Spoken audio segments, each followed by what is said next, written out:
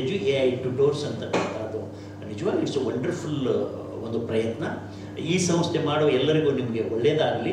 ಮತ್ತು ಈ ಆ್ಯಪು ಭಾಳ ಜನಗಳಿಗೆ ಈಗೇನು ಆನ್ಲೈನ್ ಇದೀರಿ AI ಅಂತಕ್ಕಂಥ ನೋಡಿ, ಅದು ಏನಾಗುತ್ತೆ, ಬರಲಿಲ್ಲ ಅಂದ್ರೆ ಅಷ್ಟೇ ಬ್ರಹ್ಮವಿದ್ಯೆ, ಯಾವುದು ಬರೋದಿಲ್ಲ ಅದು ಬ್ರಹ್ಮವಿದ್ಯೆ, ಬಂದ ಮೇಲೆ ಎಲ್ಲವೂ ಕೋತಿ ವಿದ್ಯೆನೆ.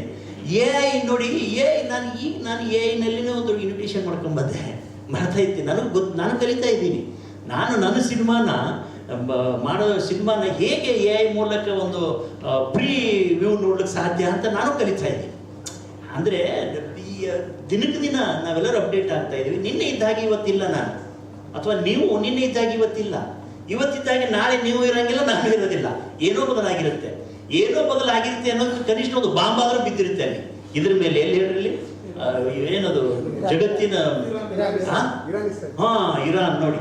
ಪಾಪ ನಾನು ಇಬ್ರಾಹಿಂ ದಾವೂದ್ ಜೊತೆ ಮಾತಾಡುವಾಗ, he was born in Lebanon and he settled Kuwait, right? Yeah, he studied in Chennai, he settled in Bangalore. My request to you please try to understand my Kannada.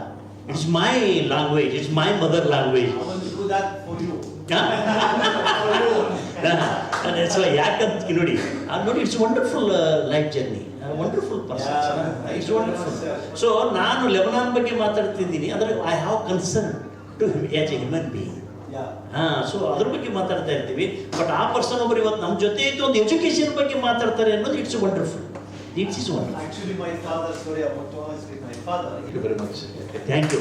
ನೋಡಿ, ಅಂದರೆ ನಾನು ಹೇಳೋ ಉದ್ದೇಶ ಏನು ಅಂದರೆ, ಆ ಥರದ ಕೆಲಸಗಳ ಜನಗಳು ಇದ್ದಾರೆ, ಈ ಶಿಕ್ಷಣ ಕೊಡುವಂಥ ಜನಗಳು ನಮ್ಮ ಜೊತೆ ಇದ್ದಾರೆ ಅನ್ನೋದು ಇಟ್ಸ್ ವಂಡರ್ಫುಲ್ ಥಿಂಗ್. ಆ ಕಾರಣಕ್ಕಾಗಿ ನಾನು ಅವರ ಹೆಸರನ್ನು ರೆಫರ್ ಮಾಡಿದೆ. ಇದು ಬಹಳ ಸಂತೋಷ ನನಗೆ. ನಮ್ಮ ಸ್ನೇಹಿತರು ಶಿವಕುಮಾರು ಮತ್ತು ಮಧು ಇವರೆಲ್ಲರೂ ಸೇರಿ ಈ ಥರದ ಒಂದು ಆ್ಯಪ್ ಬಿಡುಗಡೆ ಸಂದರ್ಭಕ್ಕೆ ಸಾಕ್ಷಿ ಆಗೋದಕ್ಕೆ ಕಾರಣೀಭೂತರಾದಂಥ ಸಂಸ್ಥೆಯ ಎಲ್ಲ ಪದಾಧಿಕಾರಿಗಳಿಗೆ ನಾನು ವಂದಿಸ್ತೇನೆ.